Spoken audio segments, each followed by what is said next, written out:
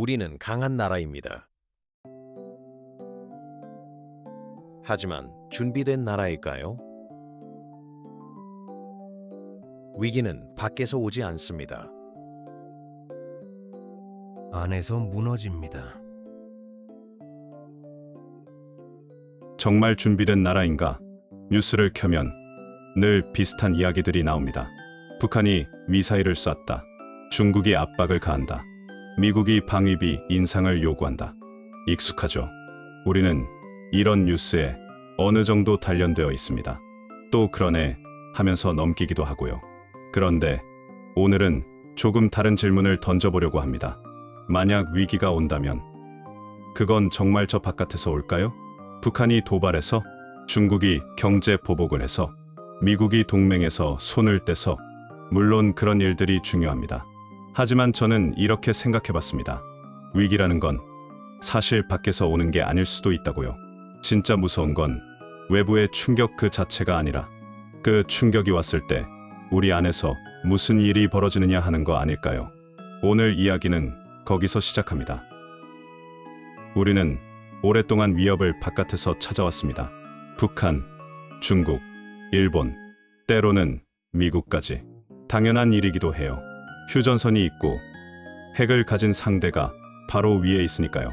지정학이라는 말이 괜히 있는 게 아닙니다. 그래서 우리 사회는 외부 위협에 민감해졌습니다. 뉴스도 그렇게 구성되고 정치도 그 프레임 안에서 움직이죠. 우리가 잘해야 한다보다 저들이 위험하다가 더 설득력 있게 들릴 때가 많습니다. 그런데 여기서 한 가지 질문이 생깁니다. 외부 위협은 눈에 보입니다. 미사일은 날아오는 게 보이고, 관세는 숫자로 나오고, 군사훈련은 뉴스에 뜨죠. 그런데 내부의 문제는요? 시스템이 제대로 작동하는지, 위기가 왔을 때 의사결정이 빠르게 이뤄지는지, 사회가 한 방향으로 움직일 수 있는 상태인지, 이건 평소에 잘 안 보입니다. 문제가 터지기 전까지는요. 역사를 보면 흥미로운 점이 있습니다. 강한 나라가 무너질 때 대부분 외부의 침략 하나로 끝난 게 아니었습니다. 내부가 먼저 흔들리고 있었어요. 의사결정이 지연되고 정보가 흐르지 않고 사회가 분열되어 있었죠. 그 상태에서 외부 충격이 들어오면 버틸 수가 없는 겁니다. 우리도 한번 돌아볼 필요가 있습니다. 바깥만 보느라 안을 놓치고 있는 건 아닌지. 잠깐 여기서 균형을 맞춰야 할 것 같습니다. 제가 지금 불안을 조장하려는 건 아니에요. 오히려 반대입니다. 한국은 지금 객관적으로 강한 나라입니다. 군사력 평가에서 세계 5위권에 들어갑니다. GDP 기준으로 세계 12위에서 13위 규모의 경제를 갖고 있고요. 반도체, 배터리, 조선 같은 분야에서는 글로벌 경쟁력을 인정받습니다. 한류라는 말이 그냥 마케팅 용어가 아니에요. 실제로 세계 곳곳에서 한국 콘텐츠가 소비되고 있죠.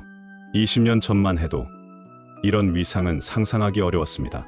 30년 전에는 IMF 구제금융을 받던 나라였고요. 지금 한국을 보는 외부의 시선은 꽤 다릅니다. 작지만 단단한 나라, 기술력과 문화력을 갖춘 중견 강국, 이런 평가들이 나옵니다. 특히 군사 분야를 보면 한국은 핵을 보유하지 않은 나라 중에서는 거의 최상위권입니다. 현역 군인 수, 예비군 규모, 첨단 무기 보유량, 수치로만 보면 프랑스나 영국과 견줄 수 있는 수준이에요. 그러니까 우리는 약하다는 전제로 이야기하려는 게 아닙니다. 문제는 다른 데 있어요. 강한 것과 준비된 것은 다르다는 겁니다. 군사력이 세다고 해서 위기 상황에서 제대로 대응할 수 있다는 보장은 없어요. 경제 규모가 크다고 해서 충격이 왔을 때 흡수할 시스템이 있다는 뜻도 아니고요. 그래서 질문을 바꿔야 합니다.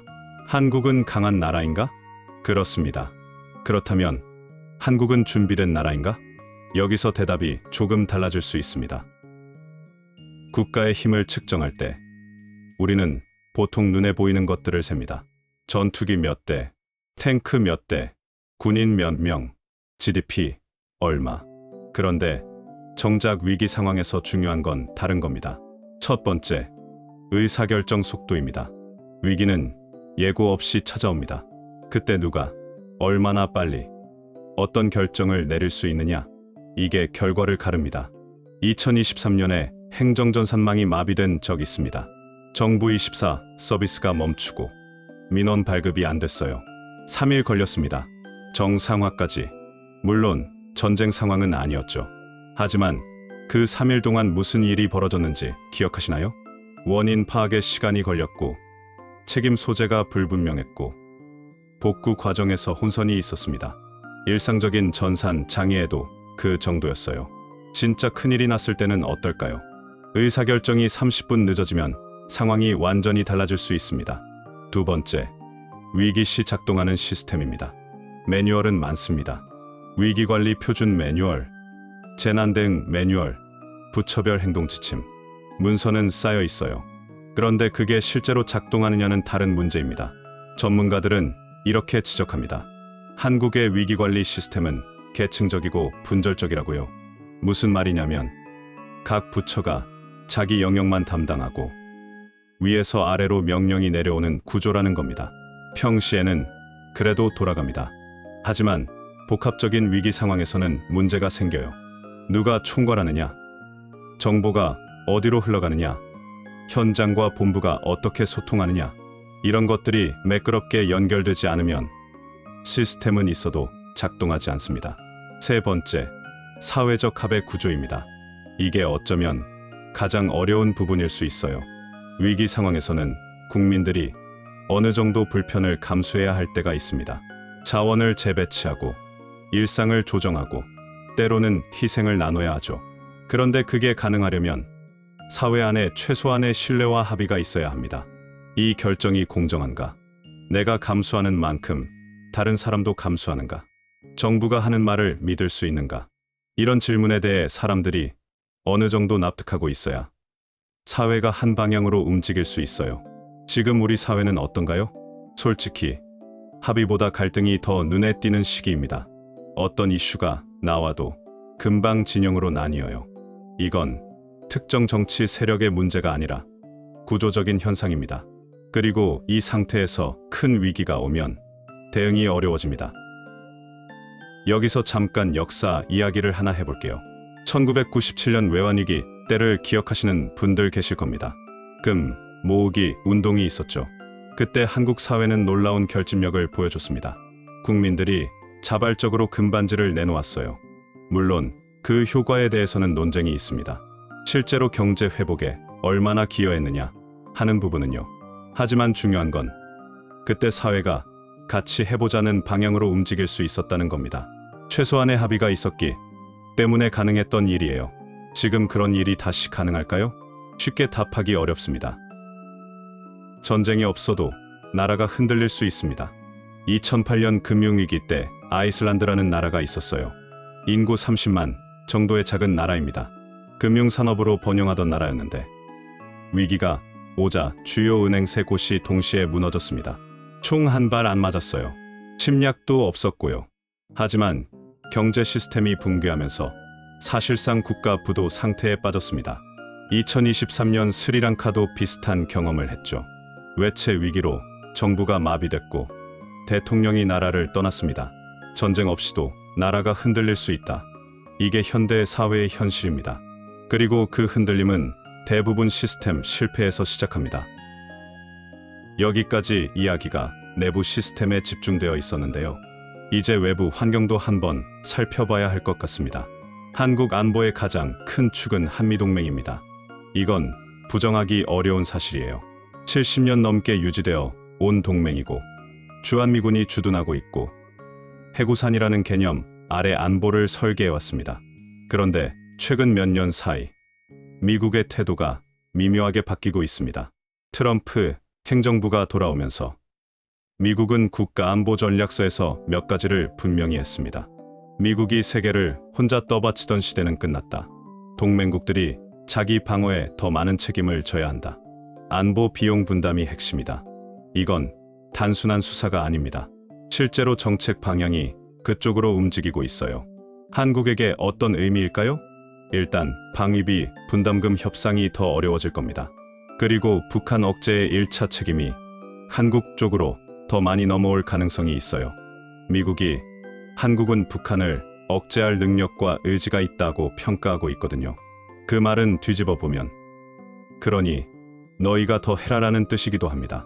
전문가들은 이런 변화를 연루와 방기의 딜레마라고 부릅니다. 동맹에 너무 깊이 들어가면 우리와 직접 관련 없는 갈등에 휘말릴 수 있어요. 대만 문제 같은 거죠. 반대로 동맹에서 멀어지면 정작 필요할 때 도움을 못 받을 수 있습니다. 이 균형을 잡는 게 점점 어려워지고 있습니다. 미국이 예전처럼 걱정 마, 내가 있잖아 라고 말해주던 시대가 아니기 때문이에요. 그렇다고 미국이 한국을 버릴 거라는 이야기는 아닙니다. 한미동맹은 미국에게도 중요하니까요. 하지만 동맹의 성격이 바뀌고 있는 건 분명합니다.